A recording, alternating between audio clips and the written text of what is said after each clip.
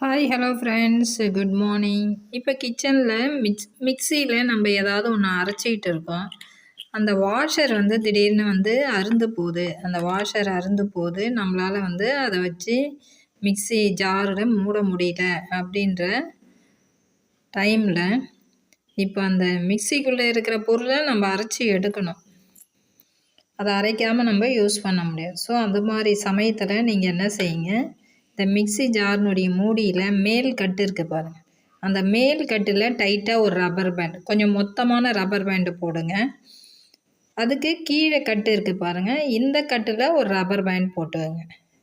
இது கொஞ்சம் லைட்டாக இருக்குது. நீங்கள் கொஞ்சம் மொத்தமான ரப்பர் பேண்டு போட்டுட்டு இப்போ மிக்சி ஜாரை போட்டு மூடிட்டு மேலே கை வச்சு அரைங்க. வெளியே அப்போ தான் லீக் ஆகாத இருக்கும்.